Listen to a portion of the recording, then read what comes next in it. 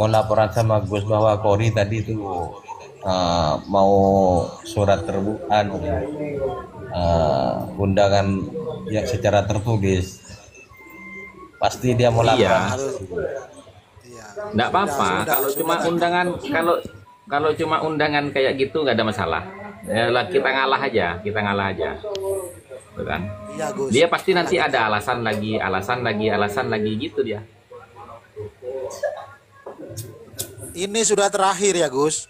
Nah, ini Kalau dia, Gus tadi di pun pihak saya Gus dengar nih. Hasan, kalau di pihak Gus Hasan sudah mengirim surat, mereka masih mengeles, nanti saya hajar nanti sudah. Ini terakhir sudah.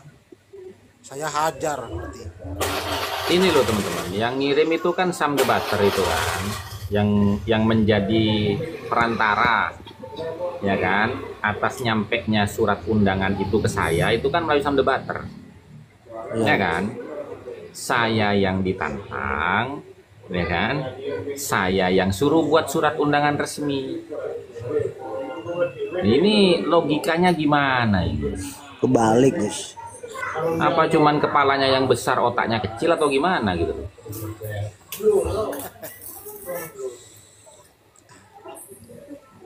Khawatir sebenarnya mereka, Gus. Ya iya, karena mereka nggak bisa ngukur saya bisa ngukur mereka gitu. Kalau dari Karena memang mereka kayak gitu, Gus.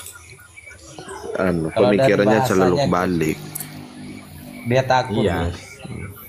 betul. Dalam segi Ngelek. keamanan yang sering mereka mintakan, berarti mereka secara otomatis kan tahu tentang kita kalau masalah keamanan diminta. Intinya gini, Kan gini loh, dia itu Iya. kan punya pengalaman ya. Selama dia itu dulu ada di pihak kita kemana-mana, ya toh. Nah itu kan dia aman kan. Kita nggak pernah ganggu siapapun, ya toh.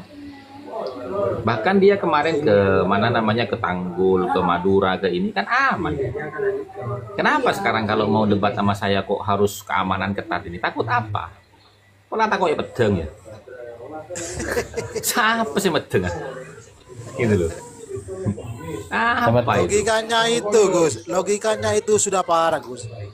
Kan sudah dikatakan ini debat ilmiah ya kan, Gus, bukan mau carok, Gus. Kan iya, Gus. Iya, lah iya kan namanya debat resmi di pesantren itu kan nanti kan dihadiri para tokoh akademisi, ya toh, para alim ulama. Tentunya di situ nanti kan ada keamanan dari TNI, Polri, ya toh, Banser dan lain sebagainya kan gitu. Ya kan? Ya sebenarnya itu hanya cara mereka, Gus. Mereka sebenarnya Iya. khawatir dan pengen menggagalkan acara tantangannya sendiri, tapi dengan cara seperti itu biar nggak terlalu tampak lah. Apalagi kan gini tuh, saya itu cuman sendirian ngelawan 4 orang, Kori, Kefatta, Wafi, Firman. Kan saya sendirian, saya 1 lawan 4. Nggak bareng saya, Gus. Ya maksudnya kandidat yang berdebat, kalau yang mendampingi atau yang menonton kan bebas kan. Kan itu kan gini tuh, Ke Salim itu kan, bagi siapapun yang mau menghadiri untuk menyimak, melihat, menonton silahkan. Penginapannya dijamin, makannya dijamin, dan keamanannya dijamin. Kan terbuka itu, nggak tertutup. Terbuka itu, bebas. Siapa saja yang mau hadir. Kan gitu. Cuman kandidat yang akan berdebat itu kan saya dengan 4 orang itu, artinya kan 1 lawan 4 atau 4 lawan 1. Masa sih khawatir? Kan saya yang dikeroyok itu. Iya, seharusnya panjenengan yang khawatir ya, Gus ya. Lah makanya wong nyalinya patungan kok gitu loh. Ya lagian Kori kok masih dipercaya, Gus? Bukan masalah Sebenarnya dipercaya, gini. Bang. Kalau saya tidak memberikan jawaban atas tantangan mereka, framingnya lebih parah gitu loh. Iya. Saya waktu itu udah sampaikan depan Kori langsung di komalnya Gus Juklal. Kami naik bertiga di komal, cuma bertiga. Saya bilang Mau ada 1000 kori yang membuat antitesis, saya tidak akan pernah percaya karena saya tahu kapasitas keilmuannya. Kan begitu. Artinya bukan berarti ini ya, secara akademik itu jauh sekali, sangat mentah. Saya yakin itu nggak akan sistematis, nggak akan ilmiah, nggak akan universal. Iya. Itu. Kira-kira Gus, kira-kira masalah surat undangannya itu kapan Gus? Oh, itu besok selesai itu jadi, itu tinggal dikirim itu. Kalau masalah itu kan dia cuma ngulur-ngulur waktu aja itu. Oke. Wong tinggal Kalau sudah kan gini mesti, ya. kalau sudah Enggak kalau kan sudah gini mesti besok. Sam. Kan gini Ya, Sam. ya Gus. Gimana kita mau ngasih surat undangan sementara dia belum menentukan tanggal dan waktunya kapan. Kalau kita yang menentukan tanggal dan waktunya, nanti ngeles lagi, oh saya ini ada acara di tanggal sekian gitu Sam. Makanya jawab Oke, dulu berarti kesiapan kamu itu hari apa, tanggal berapa, kalau tempat sudah siap semua, mau kapanpun itu. Gitu. Berarti saya masih ke sana ya Gus. Masih konfirmasi Iya. lagi ya Gus. Iya. Oke, lanjut. Kan Kiai Salim kan sudah nyiapkan tempat itu, penginapan, konsumsi, keamanan, semuanya sudah terjamin. Gitu loh. Kan semestinya kan orang yang menantang debat, dialah yang memfasilitasi semuanya, kan gitu toh. Nah ini enggak, dia yang menantang debat, ya kan? Alhamdulillah Kiai Salim mau memfasilitasi, dan saya pun tidak banyak permintaan ataupun tidak memberikan syarat apapun, saya langsung oke aja gitu. Mari kawan-kawan betul saya. Kalau naik ke roomnya Ahyar, kita naik bersama.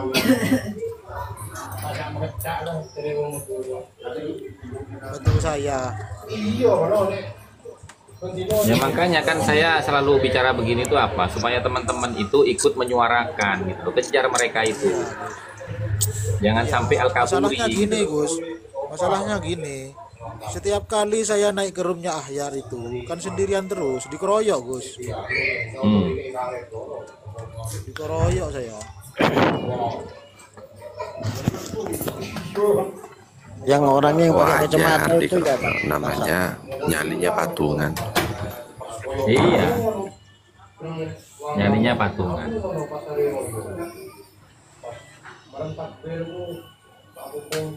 Wong ini apa namanya dari kenapa? Sesuai sama junjungannya Imam Unyil Al-Kaburi Al-Mesumi. Sampai sekarang kan nggak ada jawabannya itu tentang rencananya Gus Lim memfasilitasi supaya meredam kemungkinan-kemungkinan terjadinya chaos antar anak bangsa kan. Dia nggak mengira itu kalau ada kiai-kiai tersohor yang punya rencana begitu tuh, nggak ngira dia gitu loh. Gitu. Tadi saya bilang Gus, ini katanya nomor Kiai Salim sampean blokir, begitu kata saya. Iya kan gini loh ceritanya ya. Ini ceritanya nih.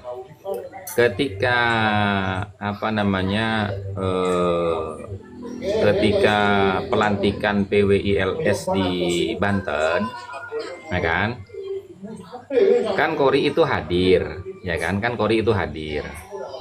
Padahal jauh sebelumnya itu Kori itu kan menyatakan tidak mengundurkan diri dari PWILS kan, ya kan. Nah sehingga dia itu dibantulah sama Kiai Salim gitu loh.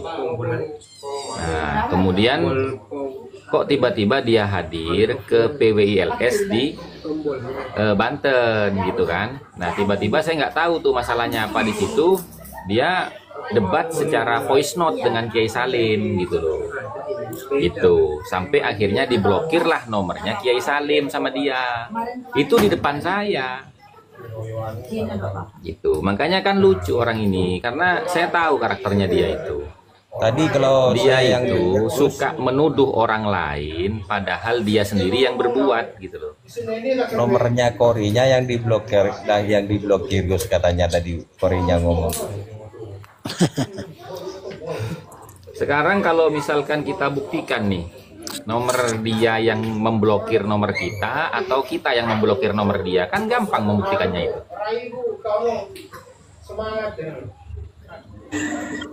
Iya tadi Sam itu yang nyampaikan tadi, tapi saya kan nggak naik, cuma dengar aja di bawah. Enggak. Ya semestinya kan gini loh Bang Sanu, ya kan sudahlah, ndak usah banyak cerita ini itu. Intinya kan Kiai Salim kan cuma memfasilitasi, ya kan? Ya. Pada poinnya itu kan saya dengan dia dan 4 orang itu kan sudah.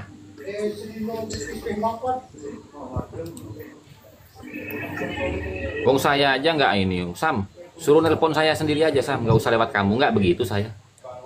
Nggak, langsung oke, siap gitu. Sampaikan kapan gitu.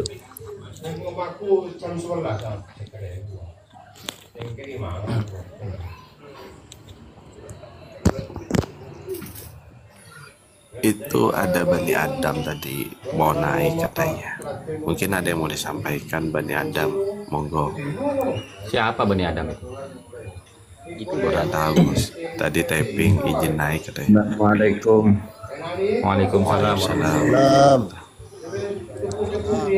Tuh Gus Pasuruan Oke. pernah Gimana? kan bernengkomal kan yang makin nyaman kan Bani Adam dari Ahmad Tohar. Suaranya ndak putus-putus sampean. Suaranya putus-putus Oke, sampean. halo. Ya gimana? Oke. Ya Rasulullah. Ya. Maka dimunculkanlah tokoh yang namanya Fakih Muqaddam itu. Secara tidak langsung mereka mau mengatakan kecil Kanjeng Nabi itu, kan gitu. Nih tokoh kami ini dari Pak Alwi, Fakih Muqaddam, mampu mi'raj 70 kali dalam satu malam, bahkan bisa bawa kambingnya atau bisa bawa keledai, bukan burak. Nah artinya ini kan betul-betul tujuan mereka ingin merendahkan serendah-rendahnya Kanjeng Nabi, ingin menghancurkan sehancur-hancurnya keyakinan umat Islam terhadap Kanjeng Nabi, kebanggaan umat Islam terhadap Kanjeng Nabi. Jadi tujuan mereka hanya ingin menggeser tokoh yang kita cintai, yaitu Nabiullah Muhammad SAW, kepada tokoh lain yang dikasih nama Fakih Muqaddam. Kalau ini keyakinan saya dari zaman dari setahun yang lalu, justru pada saat saya mulai aktif mengikuti Qomal. Ini analisa saya. Kemudian yang kedua itu terkait dengan Fakih Muqaddam. Jadi apapun jawaban mereka, pembelaan mereka berapologia dengan gaya apapun, tetap intinya adalah Bani Ba'alwi ini tujuan utamanya adalah ingin merendahkan serendah-rendahnya derajat Kanjeng Nabi, derajat kenabian dan derajat kemuliaan Kanjeng Nabi. Kan begitu. Ya, ini kalau menurut analisa saya. Kemudian yang kedua, yang tidak kalah pentingnya dalam pembahasan kita malam ini, mumpung ada guru kita Gus Hasan, saya ingin menanyakan sekaligus sedikit bernarasi Gus terkait analisa saya polemik nasab di Nusantara ini. Menurut saya terkait dengan polemik nasab di Indonesia ini sepertinya tidak akan pernah ada hentinya. Sebagaimana perangnya Israel dengan Palestina. Anggaplah Indonesia hari ini sebagai Palestina dan Bani Ba'alwi ini sebagai Israel. Saya nggak bisa nyebutkan Israel karena dilanggar TikTok. Kenapa? Dari fakta-fakta sejarah kita sudah bisa menemukan sejarah Israel ekspansi ke Palestina diawali dengan memalsukan sejarah, diawali dengan memalsukan makam-makam, diawali dengan memalsukan nama-nama pahlawan yang hari ini Yahudi Israel sudah mampu berani mengklaim bahwa kami juga pemilik tanah Palestina. Buktinya leluhur-leluhur kami makamnya di sini disebutkan. Dan bukankah terbukti ribuan makam juga di tanah Palestina yang sudah dipalsukan oleh Israel ini. Begitupun dengan sejarah, begitupun dengan pahlawan-pahlawan. Nah, fakta ini identik dengan apa yang dilakukan oleh Bani Pak Alwi di Indonesia, di bumi yang sangat kita cintai Nusantara ini. Dimulai dengan pemalsuan makam, pemalsuan sejarah, pemalsuan nama-nama pahlawan, pengklaiman bendera, termasuk memalsukan sejarah pendiri NU, termasuk merampas Jatman. Ini sama. Artinya persoalan polemik nasab ini menurut saya, Gus, analisa saya sementara ini belum mencapai pada satu titik kesimpulan. Ini tidak akan pernah berakhir sebagaimana Palestina. Kenapa? Ini akan dijadikan sebagai ladang amal bagi umat Islam. Ladang amal bagi kita semua untuk senantiasa berjuang dan menyuarakan kebenaran. Ya, betul. Melihat dari gelagatnya. Kan begitu. Itu Kenapa analisa pemerintah sejarah dalam ya. hal ini tidak akan pernah mau intervensi persoalan-persoalan remeh-temeh seperti ini? Ini ibaratnya, mohon maaf ya, bukan berarti saya menganggap ini remeh-temeh, tapi ada statement dari Menteri Agama sendiri kan yang menyatakan bahwa pemerintah nggak akan ikut intervensi dalam persoalan ini, kecuali kalau sudah selesai tuntas di grassroots, baru pemerintah yang akan ambil keputusan. Nah, jadi dua hal itu, Gus, yang saya sampaikan sebagai apakah itu narasi ataukah itu sebuah pertanyaan. Yang pertama terkait dengan Pakih Mukaddam, tujuan mereka memang betul-betul hanya ingin merendahkan serendah-rendahnya Kanjeng Nabi, kemuliaan Kanjeng Nabi. Kedua terkait dengan polemik nasab di Indonesia ini, sepertinya analisa saya ini tidak akan pernah berakhir sebagaimana Israel dan Palestina. Wallahu a'lam bishawab. Baik, terima kasih Bang Satya. Jadi itu Waalaikumsalam. Waalaikumsalam warahmatullahi wabarakatuh. Jadi itu teman-teman ya, itu adalah hasil daripada penelitian dari sumber-sumber sejarah dan fakta realita yang ditemukan oleh Bang Satria, kan begitu teman-teman ya. Nah, jadi artinya kita itu boleh mengambil satu kesimpulan sementara, tapi ya kesimpulan sementara, bukan kesimpulan yang pasti, kesimpulan sementara berdasarkan apa yang kita pelajari dari kejadian-kejadian, baik itu masa lampau maupun yang masa sekarang. Ya namanya orang meneliti kan tidak ada masalah, gitu loh. Tidak ada masalah.